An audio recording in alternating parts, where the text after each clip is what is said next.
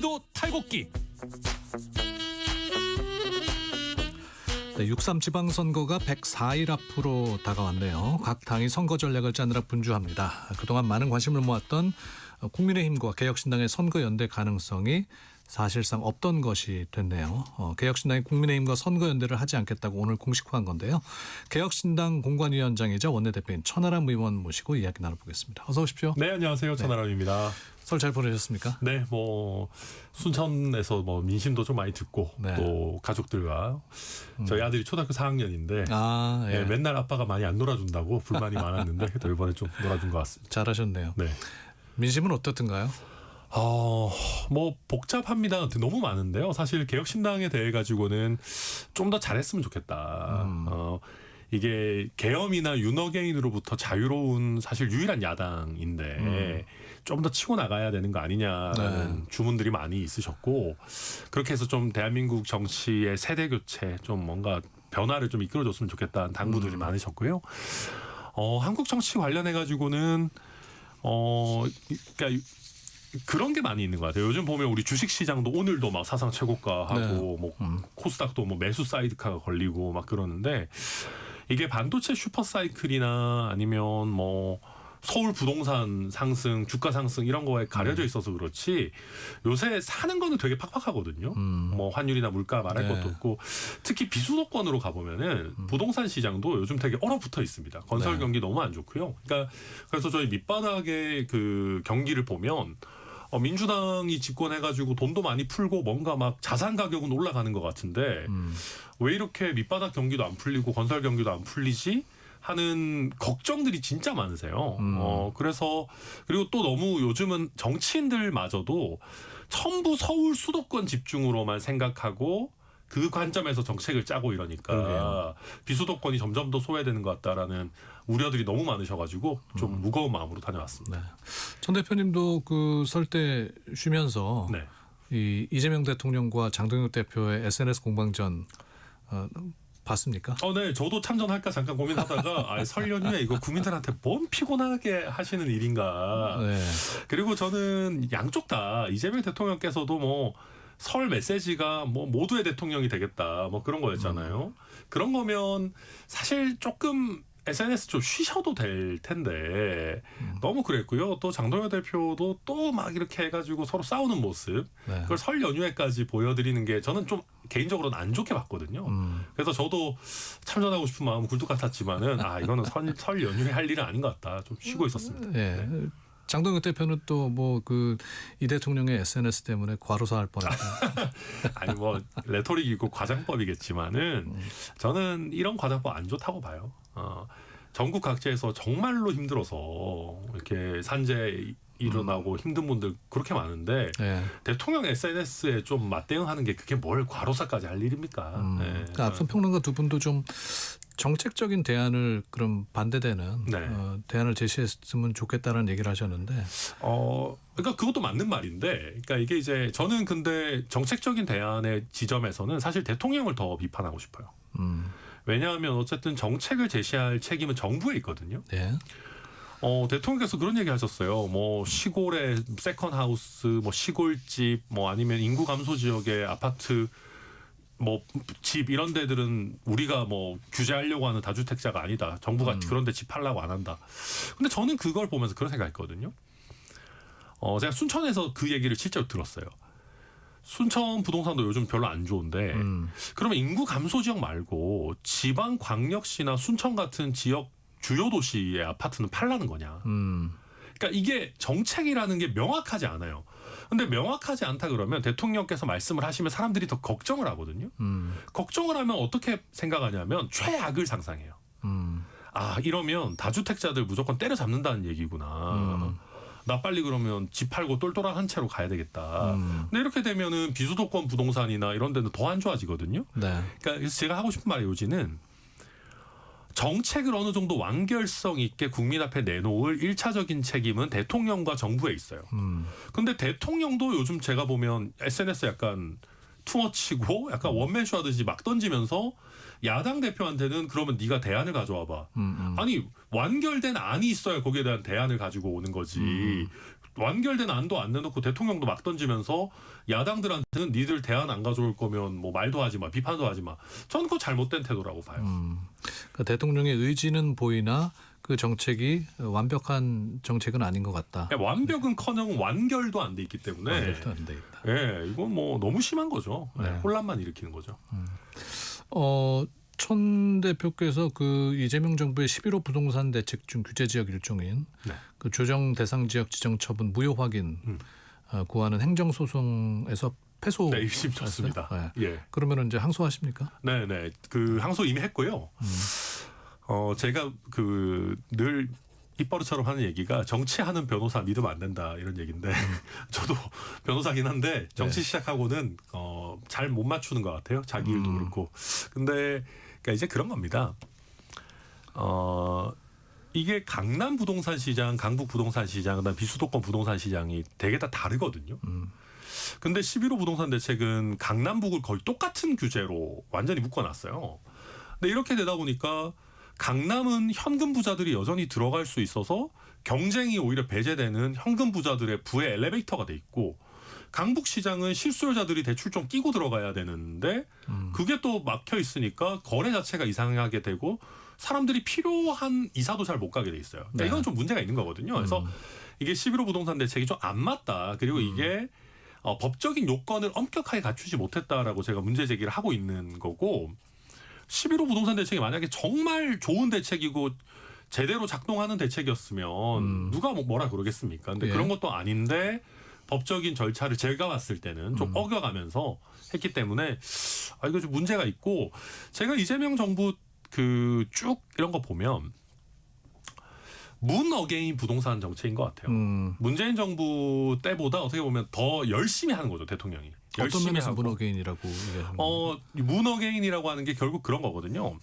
대출 옥죄다가 대출 옥죄는 걸로 안 되니까 어떻게 보면 거래 자체를 막으려고 하는 허가제도 같은 것들을 또 동원을 하다가 이것도 안 되니까 다주택자들 좀 때리다가 결국 다주택자 보유세 올려가지고 세금 좀 더 걷어볼까 하는 형태로 이제 쭉쭉쭉 가는데 진도가 너무 빨라요. 문재인 정부가 5년 동안 했던 거를 지금 이재명 정부는 거의 뭐 1년 안에 다 할 기세인데, 문제는 그렇게 한다고 해서 시장이 반응하는 건 아니거든요. 오히려 악순환이 계속되고, 그러니까 다주택자 무슨 마귀 이런 얘기까지 거의 표현을 쓰시던데 대통령께서. 야당에서 공격하는 부분이기도 하죠. 네. 네. 그러니까 저는 그렇게 보거든요. 그러니까 이제는 검찰을 때리다가 검찰 때리는 게 이제 거의 끝났으니까, 해체됐으니까 그나마 이제 때리려고 하는 게 판사랑 다주택자 가지고 이제 때리면서 정말 다수 유권자들을 결집시키려고 하는, 저는 정치적 계략이 있다라고 보고요.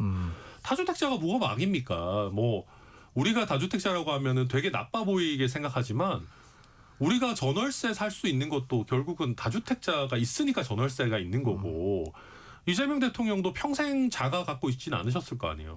그러면 이재명 대통령에게 전세 월세 났던 사람들도 다 마귀냐?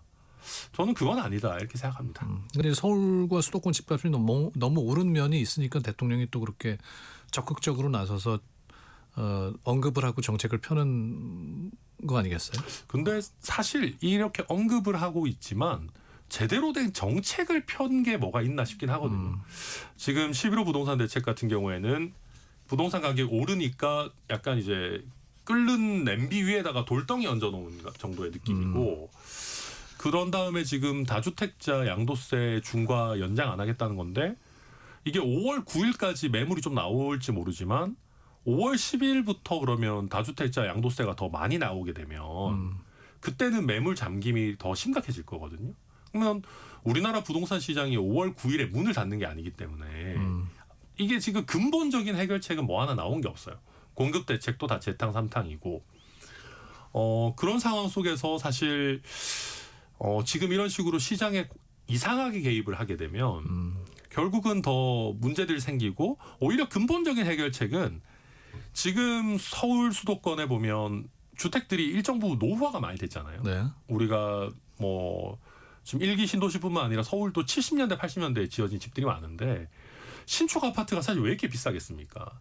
우리가 재건축 재개발이 제때 사실 안 되기 때문에 신축 아파트가 희소해지고 가격이 천정부지로 오르는 건데, 네. 재건축 재개발을 오히려 우리가 도와줘도 모자랄 마당인데 이런 것들은 더 어렵게 하고 막아놓고 11호 대책으로 규제하면서 우리 부동산 오르는 거는 반대야. 아니 무슨 말도 안 되는 얘기예요. 희소성을 깨야지. 그래서 지금 이런 거 보고 있으면 그냥 저는 선거 전략인 것 같다. 선거 전략인 네, 다주택자 때리기인 것 같다 이렇게 보여집니다. 지방선거가 이제 100여일 앞으로 다가왔습니다. 오늘 오전에 최고위원회의에서 국힘이랑 선거연대는 안 하겠다고 네. 우리 천 원내대표가 얘기했죠. 예. 네. 그러면 이제 국힘이랑 같이 선거는 연대하지 않는 것이다. 네. 그러니까 이게 우리나라 그 선거 제도가 좀 왜곡이 있어요. 저는 차라리 프랑스식으로 그 마크롱 대통령 될 때 보면 결선 투표 제도가 있거든요. 예. 네. 그런 게 훨씬 나은 것 같아요. 그렇게 해서 각 정당에서 좋은 인물들 내놓고 그 다음에 국민들도 사표 걱정 없이 찍어놓고 결선에서 이제 2명만 올라가서 원하는 사람 고르는 형태가 좋은 것 같은데. 조국 혁신당에서 뭐 일부 지역 그 얘기하지 않았습니까? 맞아요. 그 이재명 대통령도 심지어 얘기했고 저희도 얘기해서 저도 광역단체장 결선 투표제는 아예 법안도 내놨거든요. 원내 모든 정당 네. 의원 공동 발의까지 해서. 근데 이제 그러니까 제가 하고 싶은 얘기 그래서 정당이 다르면 각자 최고의 인재들을 선보이고 국민들한테 선택권을 드리는 게 도리죠. 근데 우리나라 정치는 이런 결선 투표제나 이런 게 없다 보니까 항상 선거 때마다 단일화 연대 이런 게 되니까 질문부터가 그런 거잖아요. 선거 연대 왜 안 하세요? 단일화 왜 안 하세요? 아니 당이 다르면 원래 안 하는 게 정상인 거죠. 근데 이제 당연히 하는 것처럼 돼 있는데 저는 저희 개혁신당 창당한 지 오래는 안 됐지만 지난 대선 때도 압박이 많았거든요. 단일화 해야 되는 거 아니냐. 네. 근데 저희가 지난 대선 때도 이겨내고 총선 때도 이겨내서 이번에 지방선거까지만 하면 저희가 독자적으로 모든 선거를 한번 치러내는 정당이 되거든요. 그렇군요. 네, 저는 그래서 이번에도 저희 독자 노선 또 어떤 국민들께 약속드리는 부분 명분 잘 지키려고. 아니 근데 선거를 치러내는 것만 중요한 게 아니라 개혁신당으로서도 뭐 입후보하신 분들이 당선이 돼야 그럼요. 또 개혁신당의 입지도 올라가는 거 아니겠습니까? 네. 어떤 특단의 선거 전략이 있습니까? 저희가 이번에 쉽게 얘기하면 가성비 공천을 하고 있거든요. 가성비 공천이. 네, 저희가 개혁신당 이번에 그 공천 신청할 때 돈 얼마 드는지 아세요? 얼마입니까? 2,000원 듭니다. 2,000원이요? 네, 2,000만 원도 아니고 아니고. 2,000원. 남들은 뭐 1억이니 하는데 물론 저희 개혁신당 공천을 가지고 당선을 너무 쉽게 확정할 수 있는 데가 많지 않은 것도 있습니다만 타당들 같은 경우에는 뭐 단체장 같으면 많게는 수백만 원. 그러니까 그게 뭐 공천 헌금 이런 게 아니라 당에 실제 내야 되는. 네. 근데 저희는 그거를 아예 다 없앴습니다. 당원이 아니실 경우에만 당원 가입할 때 드는 2,000원 내시면 되는 거고요.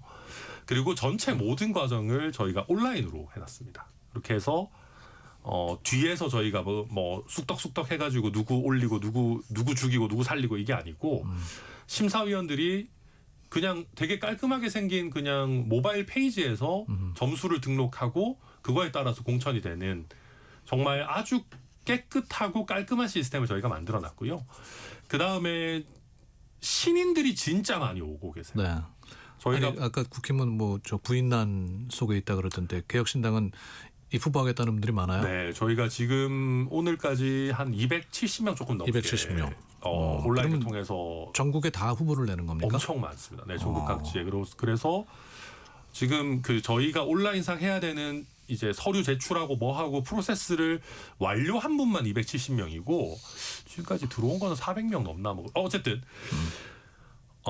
그렇고 그런 분들 중에 좀 젊고 참신한 정치 신인들이 되게 많이 있으세요. 또 유능한 분들 되게 많고 그러다 보니까 근데 이제 아무래도 정치 처음 하면은 KBS니까 말을 조심해야 되겠다. 이렇게 뭐라고 해야 될까요? 네. 그 바가지, 눈탱이 뭐 이런 얘기 할 거 하다가 이건 안 될 거. 바가지를 쓰는 경우가 많습니다. 선거 소위 말하는 업자라고 하는 분들한테. 네, 그렇게 많이 몰린다면서요? 정치하겠다는 사람들한테. 네. 그래서 그분들이 엄청나게 말도 안 되는 폭리를 취하는 경우들이 있는데 저희가 그런 거 다 없앨 수 있도록 개혁신당에서 이 선거 운동을 자동화하는 AI 시스템을 지금 거의 만들어놔서 업자 뭐 예를 들면 포스터든지 홍보물이라든지 현수막이라든지 이런 것들을 자동으로 일정 부분 디자인해주고 본인이 직접 건다 그러면은 업자들이 달라고 하는 비용의 20분의 1로 줄일 수 있도록 그런 시스템도 만들어놔서 저비용 고효율의 어떤 선거를 치를 수 있게 저희 시스템을 짜고 있습니다.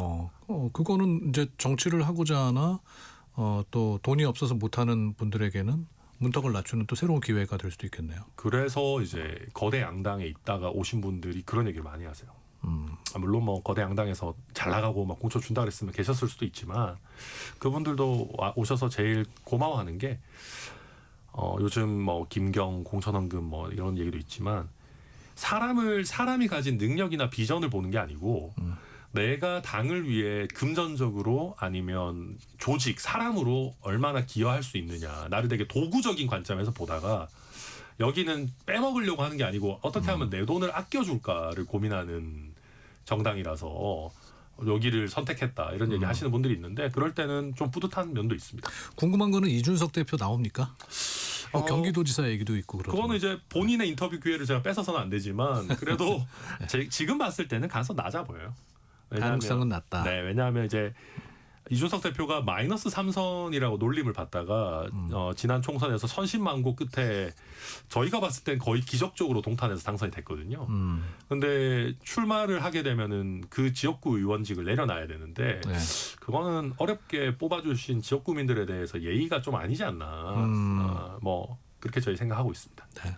이준석 대표하고 전환길 씨 TV 토론 취소됐어요? 이게 그 전까지는 괜찮았는데 전환기 씨가 최근에 뭐 제2건국 이렇게 하면서 100억인지 1000억인지 모금하겠다고 그랬잖아요. 네. 그러면서 이제 TV조선 그 해당 방송사 측에서 이게 라이브인데 그리고 이 TV 편성까지 해놨는데 거기서 이제 예를 들면 비속어가 나온다든지 모금을 한다든지 아니면 뭐 문제 소지가 될 만한 발언을 해버리게 되면 이거는 이제 해당 언론사에게도 굉장히 큰 타격이 될 수 있어서 좀 부담스럽다. 누가 아쉬운 겁니까? 이준석 대표도 아쉬워합니까? 저는 네, 아쉬워하고요. 네. 제일 아쉬워한 분들은 그러니까 부정선거 음모론이 깨져야 된다고 생각하는 국민들이 제일 이거는 안 좋은 거죠. 이건 저는 꼭 해야 된다고 보고요. 네. 부정선거 음모론이라고 하는 게 한국 정치에 정말 아주 안 좋은 병폐거든요. 그래서 저는 지금 저희가 다른 언론사들하고 좀 협의를 좀 하고 있는데 네. 빨리 좀 마무리를 해서 꼭 토론회가 진행되도록 할 생각입니다. 네. 지금 이제 1시 50분 향해 가고 있는데요. 3시부터 그 윤석열 내란 1심 선고 재판이 시작이 되잖아요. 네. 천원내 대표께서는 어떻게 보세요? 저는 엄벌을 해야 된다고 보고요. 다만 사형을 선고할 경우에는 저는 오히려 약간 실제 사형 집행도 안 하면서 우리나라는 오히려 좀 뭐랄까요, 이렇게 희생양처럼 보이게 한다고 해야 될까요? 그러니까 사형 선고는 저 득보다 실이 많다고 생각하고 물론 법원이야 법대로 해야 되는 거지만 저는 무기징역이 제일 가능성도 높고 가장 적절한 수위가 아닌가 그렇게 봅니다. 네. 그 이후에 이제 장동혁 대표의 입지는 어떨 거라고 생각하십니까? 입지가 지금도 불안하고요. 저는 이게 마지막 기회인 것 같아요. 국민의힘으로도 장동혁 대표 입장에서도 정말 국민들 앞에 제대로 사죄하고 그리고 그냥 말장난으로 윤석열 이미 탈당했으니까 우리랑 상관없다 이럴 게 아니고 윤어게인이라고 하는 사람들을 제대로 끊어내는 당에서 몰아내는 행동이 나와줘야 돼요. 근데 뭐 그게 해도 문제 안 해도 문제라는 얘기가 나오고 있지 않습니까? 근데 저는 국힘 입장에서는 해도 문제 안 해도 문제 맞겠죠. 근데 안 하면 이번 지방선거만이 문제가 아니고 앞으로 국민의힘은 굉장히 오랜 기간 아마 회복이 안 될 겁니다. 선거에서 못 이기는 건 물론이고 보수 정당이라고 하는 그 간판을 유지하기 어려울 거예요. 왜냐하면 보수라고 하는 게 뭘 지켜야 되냐 갑론을박이 있지만 기본적으로 요즘 민주주의에서는 어쨌든 헌법 정신을 지킨다라는 표현들을 많이 쓰거든요. 그 이 헌법 시스템 안에서 조금씩 개선해 나간다는 표현들을 많이 쓰는데 가장 헌법 시스템을 흔드는 게 이제 뭐 혁명 아니면 내란 이런 거거든요. 근데 이거에 대한 처절한 반성 없이 그냥 꾸역꾸역 윤어게인 하면서 간다. 저는 앞으로는 당이 어떤 당의 근본이 될 만한 정신이 이미 많이 무너졌는데 이번에도 이걸 회복 못한다 그러면은 저는 당이 존립하기가 굉장히 어려울 거다 그렇게 봅니다. 네. 이제 마무리할 시간이 돼서 질문을 드리면 이제 민주당 사법개혁 3법 이제 신속히 추진하겠다고 합니다. 네. 국민의힘은 저지하겠다고 하는데 이 사안으로는 개혁신당이나 국민의힘은 연대할 수 있습니까? 저는 아니면은- 민주당의 행태는 굉장히 잘못됐다고 봅니다. 만약에 좋은 일이고 꼭 필요한 개혁이면 왜 이거 날치기 하려고 그럽니까? 제대로 대화하고 타협해서 안을 만들어야 되는 거고. 근데 뭐 국민의힘하고 이걸 가지고 뭐 따로 어떤 국민에 대해서 알리는 거는 모르겠지만 예. 뭐 예전처럼 공조해서 뭐 같은 노력을 하고 같이 노력을 하고 이러기는 쉽지는 않아 보입니다. 현재로서는. 뭐 필리버스터 못하게 국회법 개정안도 발의했는데 이건 어떻게? 그런 거는 진짜 하지 말아야 돼요. 정말 야당의 목소리를 하나도 안 듣겠다는 거고 이렇게 소수파가 조금이라도 이렇게 꿈틀거릴 수 있는 여지까지 다 밟아 없애겠다라고 하는 거는 저는 여당으로서 너무 과도한 조치다 이렇게 봅니다. 네, 알겠습니다. 좋은 정치 부탁드립니다. 네, 열심히 하겠습니다. 개혁신당 천하람 원내대표와 함께했습니다. 고맙습니다. 감사합니다. 넘치는 정보 속 필승 전략.